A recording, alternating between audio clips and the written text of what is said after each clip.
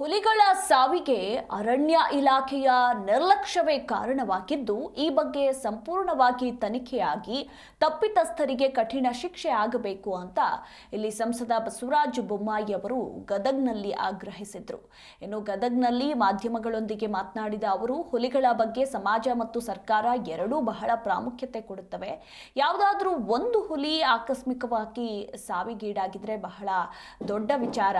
ಅಂಥದ್ರಲ್ಲಿ ತಾಯಿ ಹುಲಿ ಹಾಗೂ 4 ಮರಿಗಳು ಸಾವಿಗೀಡಾಗಿರೋದು ಆಘಾತಕಾರಿಯಾಗಿರುವ ವಿಷಯ. ಇಷ್ಟು ದೊಡ್ಡ ಪ್ರಮಾಣದ ಅನಾಹುತ ಆಗಿದೆ ಅಂದರೆ ಅರಣ್ಯ ಇಲಾಖೆಯ ನಿರ್ಲಕ್ಷ್ಯ ಬಹಳ ಸ್ಪಷ್ಟವಾಗಿದೆ ಅಂತ ಇಲ್ಲಿ ಮಾಜಿ ಮುಖ್ಯಮಂತ್ರಿ ಹಾಗೆ ಸಂಸದ ಬಸವರಾಜ ಬೊಮ್ಮಾಯಿ ಅವರು ಹೇಳಿದರು. ಹುಲಿಗಳು ನಮ್ಮ ದೇಶದ ಬಹಳ ಬಹುಮೂಲ್ಯವಾಗಿರುವಂಥ ವನ್ಯ ಸಂಪತ್ತಿನಲ್ಲಿ ಹುಲಿಗಳು ಭಾಳ ಪ್ರಮುಖ. ಹುಲಿಗಳ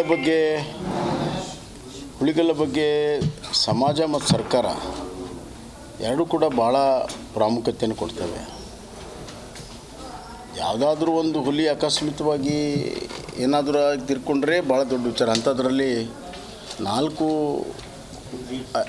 4 ಮರಿಗಳು, ಒಂದು ತಾಯಿ ತಿರ್ಕೊಂಡಿರುವಂಥದ್ದು ಆಘಾತಕಾರಿಯಾಗಿರುವಂಥದ್ದು. ಮತ್ತು ಇಷ್ಟು ದೊಡ್ಡ ಪ್ರಮಾಣದಲ್ಲಿ ಆಗ್ತಾಯಿದೆ ಅಂದರೆ ಅರಣ್ಯ ಇಲಾಖೆಯ ನಿರ್ಲಕ್ಷ್ಯ ಭಾಳ ಸ್ಪಷ್ಟವಾಗ್ತಾಯಿದೆ.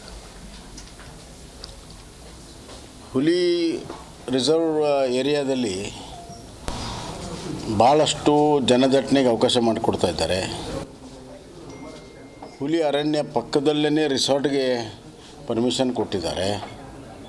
ಮತ್ತು ಹುಲಿ ರಿಸರ್ವ್ಡ್ ಏರಿಯಾದಲ್ಲೇ ಜನರು ಪಿಕ್ನಿಕ್ಗೆ ಹೋಗ್ತಾರೆ ಸ್ಯಾಟರ್ಡೆ ಸಂಡೇ. ಇಷ್ಟೆಲ್ಲ ಆದರೂ ಕೂಡ ಅರಣ್ಯ ಅಧಿಕಾರಿಗಳು ಕಣ್ಮುಚ್ಕೊಂಡು ಕೂತಿದ್ದಾರೆ.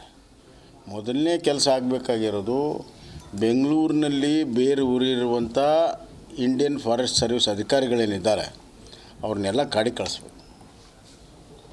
ನಾನಿದ್ದಾಗ ಆಫೀಸ್ಗಳನ್ನೆಲ್ಲ ನಾವು ಶಿಫ್ಟ್ ಮಾಡಿದ್ವಿ. ಈಗ ಮತ್ತೆ ಬೆಂಗಳೂರಿಗೆ ಬಂದಿದ್ದಾರೆ.